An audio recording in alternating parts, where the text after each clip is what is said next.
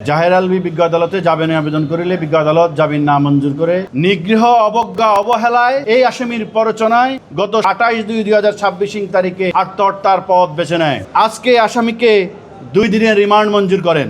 নাট্য অভিনেতা জাহের আলভীর স্ত্রী ইকরা আত্মহত্যা মামলায় গত 18/6/2026 তারিখ এই মামলার 1 নম্বর আসামি জাহের আলভী বিজ্ঞ আদালতে জামিনের আবেদন করিলে বিজ্ঞ আদালত জামিন নামঞ্জুর করে CW মূলে জেল হাজতে প্রেরণ করেন। পরবর্তীতে এই মামলার তদন্তকারী কর্মকর্তা এই আসামিকে জিজ্ঞাসাবাদ করার জন্য এবং এই আত্মহত্যার সঠিক রহস্য উদ্ঘাটনের জন্য এই আসামিকে 10 দিনের রিমান্ডে নেওয়ার জন্য জিজ্ঞাসাবাদ করার জন্য 10 দিনের রিমান্ড আবেদন করেন।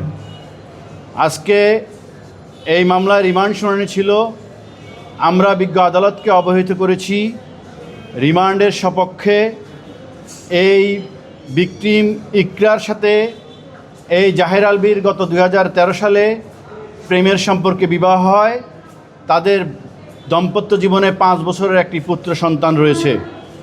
গত 2 বছর থেকে এই আসামি জাহের আলভী বিভিন্ন সময় বিভিন্ন অজুহাতে এই ভিকটিমকে গালিগালাজ, অপমানজনক এবং উস্কানিমূলক কথা বলতে শুরু করেন। তার নৈপথ্য ছিল এই আসামি পরকীয়া প্রেমে লিপ্ত ছিল। মাঝে মধ্যে এই ভিকটিম ইকরাকে আসামি বলতেন, তুই মরে যা, তুই মরলে আমার কিছু যায় আসে না।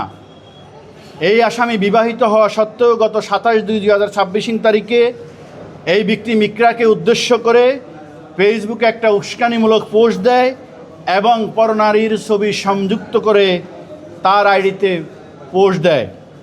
ভিকটিম ইকরা এই দীর্ঘদিনের মানসিক অত্যাচারে অতিষ্ঠ হয়ে এই আসামির নিগৃহ অবজ্ঞা অবহেলায় অতিষ্ঠ হয়ে এই আসামির প্ররোচনায় গত 28/2/2026 তারিখে আত্মহত্যার পথ বেছে নেয়। আমরা বিজ্ঞ আদালতকে বলেছি এই মামলায় একটা আলোচিত মামলা। এই মামলায় আমরা দেখেছি এই আসামির আর্টিস্ট তিথি নামে একজনের নাম উঠে আসতেছে, যা সোশ্যাল মিডিয়া এবং ইলেকট্রনিক মিডিয়াতে বারবার প্রচার হচ্ছে। এই ভিকটিম যেদিন আত্মহত্যা করে সেদিন এই আসামি এই তিথিকে নিয়ে নেপালে ট্যুরে গিয়েছিলেন। সেখানে আসামির পরকীয়া প্রেমিকা তিথি হাতে মেহেদি সম্বলিত নাম আলভী লিখে ফেসবুকে পোস্ট দেয়। তার স্বামীকে মুক্ত করার জন্য বিভিন্নভাবে বিভিন্ন সময় মেসেজ দিয়ে আসছিল, কিন্তু তিথি কোনো কর্ণপাত করেন নাই।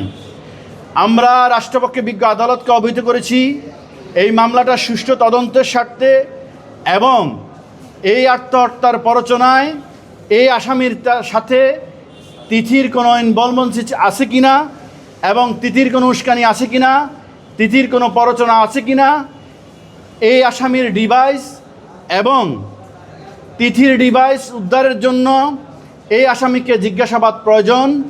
এই আসামির যে জাতীয় পরিচয়পত্র, সেই পরিচয়পত্রের যে ঠিকানা, সেটা এই আসামির স্থায়ী ঠিকানা নয়। এই মামলার মূল রহস্য উদ্ঘাটনের জন্য এবং আসামির স্থায়ী ঠিকানা শনাক্ত করার জন্য আমরা এই আসামিকে সর্বোচ্চ 10 দিনের রিমান্ডের নিবেদন করি। বিজ্ঞ আদালত আমাদের বক্তব্য শুনে এবং আসামি পক্ষের বক্তব্য শুনে আজকে আসামিকে 2 দিনের রিমান্ড মঞ্জুর করেন।